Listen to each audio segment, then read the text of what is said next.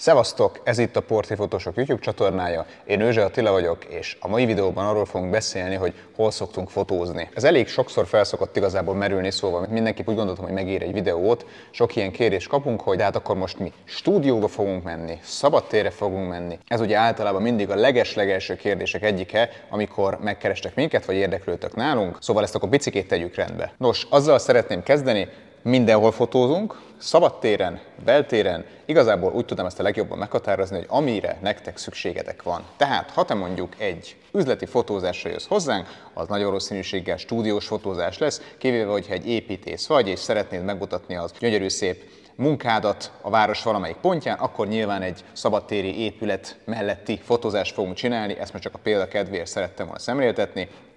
De hogy általában üzleti fotózás, CV fotózás, önéletrajzfotózás, ezek általában beltéren történnek. A város valamelyik stúdióját kibéreljük, amelyik igazából hozzád legjobban illik, és akkor oda elmegyünk, és nagyon szuper képeket csinálunk rólad. Ha mondjuk egy társkereső fotózásról beszélgetünk, azok inkább jellemzően szabadtéren történnek. Nyilván ugye egy online társkeresős anyagnak az nagyon-nagyon fontos, hogy autentikus legyen, hogy spontán legyen, hogy igazából így kvázi eladható legyen az online társkeresőkön. És ezt nyilván egy stúdiós környezetben alapvetően nehezebb megoldani, meg lehet oldani, de jobban inkább ott a külteret preferáljuk. Mindjárt majd fogok nektek mutatni erre példákat, vagy mondani példákat, hogy hol szoktuk ezeket csinálni. Ennyi lett volna igazából a bevezető arra a kérdésre, hogy hol szoktunk fotózni, rövid válasz mindenhol. Na és akkor most jöjjön az izgalmas rész. Mondok és mutatok nektek egy-két példát. Fotostúdiókról egyébként külön van már videó, azt majd ide kattintva, nem tudom, hogy hová, valahova föntre kattintva meg tudjátok nézni. De egyébként most felállok és akkor megnézzük. Ez például a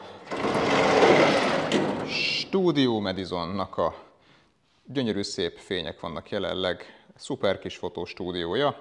És amint láthatjátok igazából, tehát hogy ez nem egy ilyen, az a fotostúdió, látod, hogy ez a nem tudom milyen egyszínű hátterek, nyilván az is van, ilyen egyszínű hátterek, és akkor ilyen marha uncsi az egész, hanem hogy van egy nagyon-nagyon szuper kanapé, van egy ilyen tök jó íróasztal, ahol akár egy tök jó üzleti portrétt meg tudunk csinálni. Akár már itt egyébként online társkeresés, meg online társkeresős kép, itt vagy az ablaknál, és akkor gyakorlatilag egy kávét iszogatsz. Tehát, hogy nagyjából ilyen fotostúdiókra kell gondolni, ebből a városban van igazából számtalan, és akkor mindig az igényeitek megfelelő fotostúdiót béreljük ki, ami igazából hozzád legjobban illik. Jó? És akkor gyorsan leszaladunk kintre, és akkor mutatok még nektek kint, mondjuk történetesen egy szabadtéri helyszínt, ami itt van a környéken, és tök jól használható. Na, milyen jó időnk van mi. Szóval gyorsan megfordulok, nem ez a mostani háttér, hanem nézd csak, lejöttem ide, ez a Watergate lakópark nevű történet. Ez csak egy, tehát ez ugye nem mindegyik helyszín, ahol tudunk dolgozni, ez nagyon-nagyon fontos, szabadtériből is végtelen opciónk van a városban, tehát ez úgy képzeld el, hogy mondok egy párat, Várnegyed, Vajdahunyadvára, Városliget, a belvárosnak számtalan pontja, Dunaparttól kezdve 11. kerület, Bartók Béla út, Bikás park, tehát hogy az ég egyet a világon mindenhol tudunk dolgozni, ami nyilván szép, esztétikus, és vannak tök jó helyek. Tehát azért nézd meg, azért itt egy fotósorozat, mindjárt majd bevágok egy-kettő képet, ami itt készült, remélem, hogy a fotóanyagok meg fogják engedni, de hogy itt gyakorlatilag gyönyörű szép képeket tudunk csinálni, ott egy Frey Café, látod? Mögöttem, és akkor oda kiülsz, kávézgatsz. Ez ugye azért jó egyébként, mert hogy bent a Madisonban, a fotostúdióban megcsináljuk az üzleti képeidet, ha mondjuk tegyük fel, hogy ilyen hibrid megoldásra van szükséged, hogy üzleti és Tinder fotókra is, akkor ez egy tök jó választás lehet. Tehát igazából ez lenne így a felállás erre a hol fotózunk nevű kérdésre. Tehát a fotostúdiótól sem kell férni, ez sem egy ördögtől való dolog, ez is egy olyan sztori, hogy ha arra van szükséged, akkor fotostúdióba megyünk. Tehát, hogy sokan ezt a fotostúdiót, tudjátok, ezt úgy ekézik, mint hogyha ez valami nem tudom, ilyen ördögtől való dolog lenne.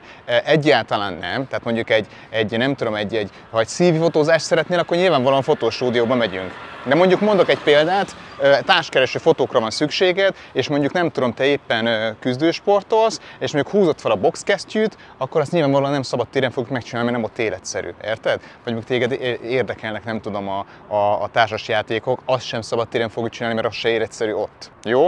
A jó társkereső anyag olyan, csak picikét erre rátérve, ami változatos. Tehát kinti, benti, meg mindenféle anyagok vannak benne, attól lesz életszerű, attól lesz olyan, mint hogyha tényleg ezt valamelyik barátod vagy te mobiltelefonnal fotóztad volna. Jó? És a társkereső ettől adható egyébként, ezt hozzáteszem. Oké, úgyhogy röviden összefoglalva, hol fotózunk? Mindenhol, beltéren van vagy 8-10 féle fotostúdió tippünk a városban, amit tudunk használni, és amit szoktunk is használni, kültéren pedig hát végtelen igazából a helyszínnek a lehetősége. Nagyon-nagyon sok helyszínen szoktunk dolgozni, ez is attól függően, hogy mit szeretnél. Ha mondjuk futósképet szeretnél, mert szeretnél megmutatni, hogy te jó sokat futsz, meg jó sok futóverseny nyertél már, akkor kimegyünk a Margit szigetre például, és akkor ott fotózunk. Úgyhogy igazából ez a videó ennyi, itt megy egy Ferrari, nagyon-nagyon jól néz ki, csak baromi drága. De mindegy, ez már nem ennek a videónak a témája. Köszi, hogy ezt is megnéztétek, találkozunk egy következő videóban, szevasztok!